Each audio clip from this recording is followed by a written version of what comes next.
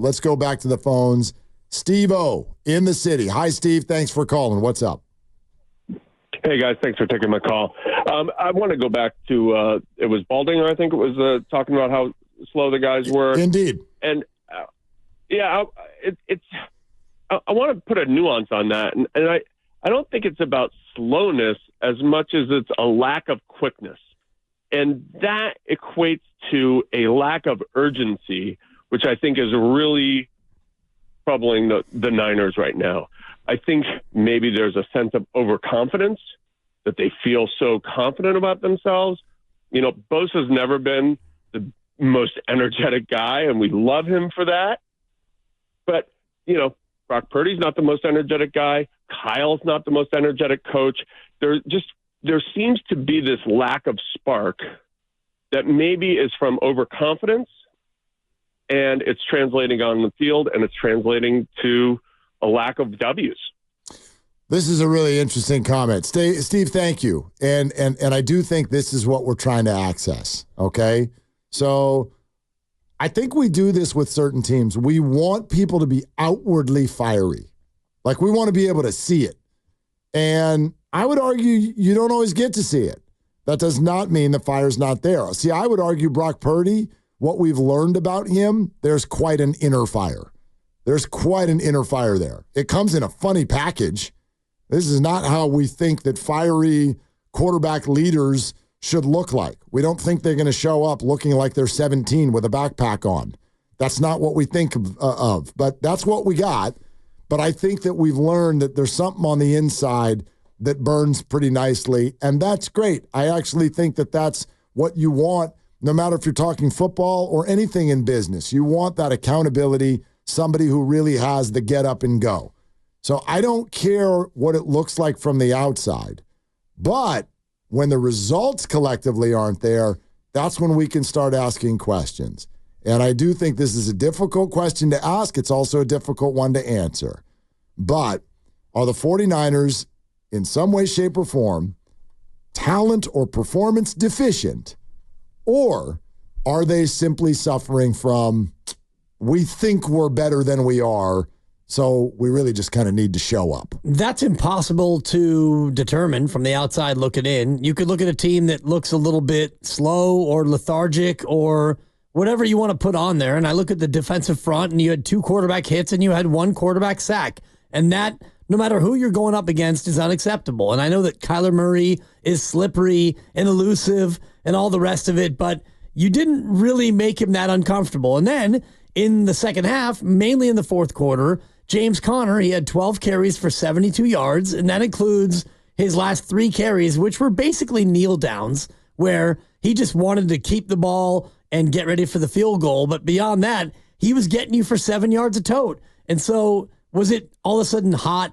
and you were worn down? Yeah, that's plausible. But, you know, ultimately, time of possession-wise, you won the time of possession game again, as you have all 5 games, and yet you were the team that wore down. Is it because you're not in good enough shape? Do you not have the fire? Do you not have the playmakers up front? What is it? Is it the scheme?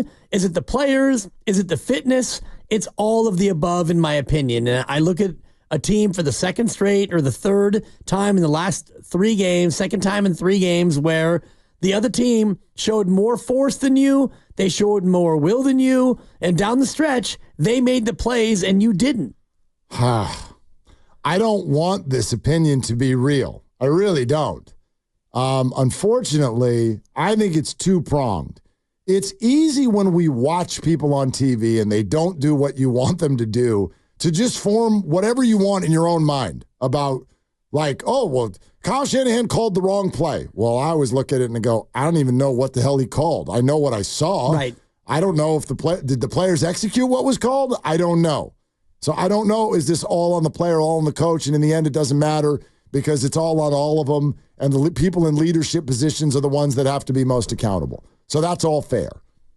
But what I'm looking at right now is A, what I see on the field, and then B, what I hear afterward. And this is a bad combo. The bad combo is you're not effective enough on the field.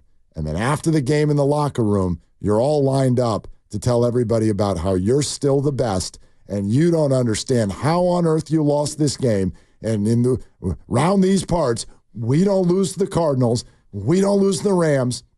When you both look bad on the field and then sound arrogant in the locker room afterward, that's when I do start to wonder if you truly are performing on the field without urgency. Because you do kind of, whether you admit it or not, you kind of think you just need to show up. You really do. You kind of, even that you would never say it out loud. You would never even tell yourself this in a private room. But it's that thing in the back of your head that you can't really battle, which is that you still think you're the best team and you just need to show up. And even when something doesn't go right early, we'll rectify it. Don't worry. We're going to fix it. And how long down the road do you go before you get the wake-up call of actually your process is not working and it's not going to be good enough?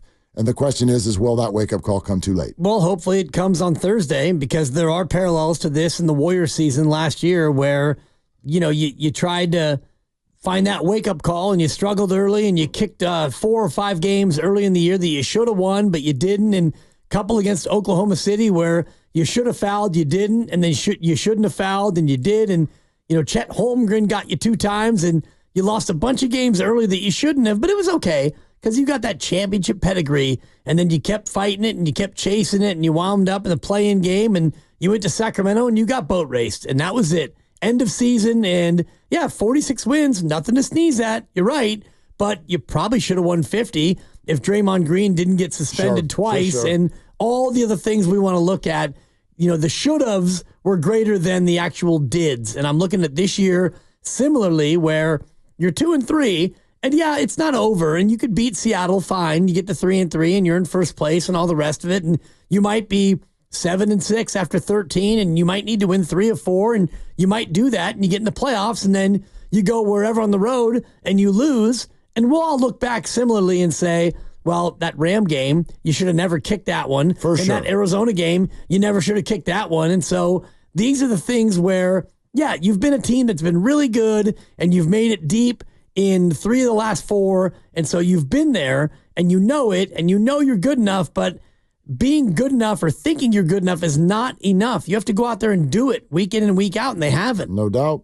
No doubt. I do see parallels with this game Thursday to the game in Jacksonville last year. This has gotten here way too quick. This should not be happening week 6, but it is. And if you remember the feeling at that time, 3 consecutive losses, at least 2 of them were real head scratchers in the way they went down. It's one thing to miss a field goal in the rain in Cleveland. Okay, get mad about that. Weird game. But then when you're just wholly outplayed with Minnesota and Cincinnati moving the ball the way they did, and then you have a bye, and so you had to sit there and just eat those 3 losses for 2 weeks, and then you were going to Jacksonville, who was also coming off a bye and was also at that time a pretty good football team, and you thought to yourself, boy, they better look like their old selves, not their current selves, or else we're hitting panic buttons. They came out, they played great, they put together another win streak, they end up in the Super Bowl. I feel that way Thursday night. Like, this is, you are in real trouble if you lose this game. And if they win it, it's going to be a big old volume. Even though the Chiefs and Cowboys loom, you could split those games and go into your bye at 4-4, and truly, you're still okay. You're still okay. And who knows, maybe they win them both. But dude, if you lose this one and you're already 6 weeks in, you'd be 0-4 in the conference, 0-3 in the division, 2 games under 500, with Patrick Mahomes getting ready to get on a plane to come to town.